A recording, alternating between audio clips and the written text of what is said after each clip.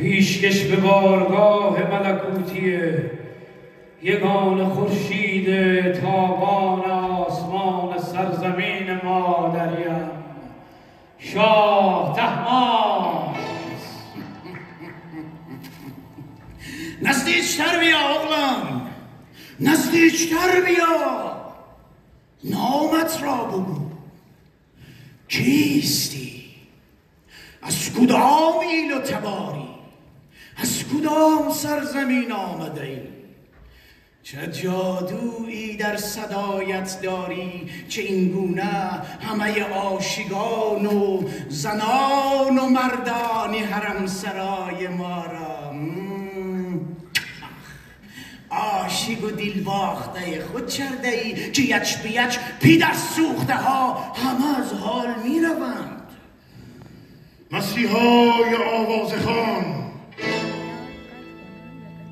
آوازخانی مشهور و مسیحا مسلک، شرابخوار و دغل‌باز که با مطربان در کوی و برزن و شهر به شهر نغمه پردازی می کنند و موسیقیش را شفا بخش بیماری های لاعلاج می خوانند. مردم را فریب می دهند که هیچ. گاه گاه آوازهای آزادی خواهانه بر علیه حکومت شاه نیز سر دادند. چوها گذر پوست به دباخانه افتاده است انگار مسیحا جان. آفتاب از کدام طرف در آمده است که پای مسیحای آوازخان به دربار شاه باز شده است؟ چوها سلطان سرورم، کی میخواهی دست از این شماتت هایت برداری؟ توپای اغلی، ما جنگ را تمام کرده ایم تو به این حرف ها پایان بدهیم. حسود آخ گربان سنه گر نگلی بازاره لعنت مردم آزاره ساسین خوش هیچالن جزل saçların geçen ah başına dolanım oğlan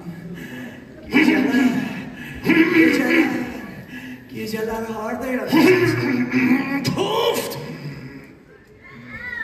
من صفوی شاه طهماسپ در این جشنی بزرگ آماسیه در برابر شما مردم رنج دیده اعلام لرم تا زمانی که شاه طهماسپ زنده باشد اجازه برم هیچ کنسرتی را در این سرزمین لغو بنمایند انشاءالله. بخوانید و بنوازید و پای کوبی چونید چه همگان در انتظار شنیدن صدای خوش و آوای آسمانی شما هستند.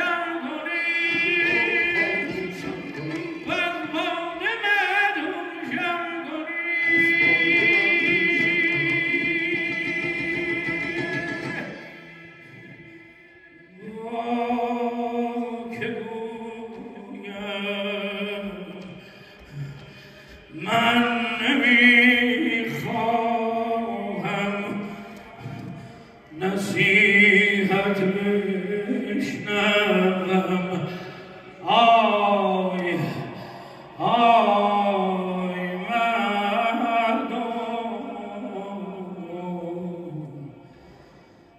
به در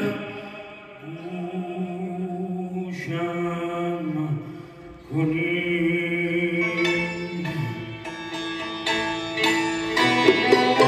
من همان مجنون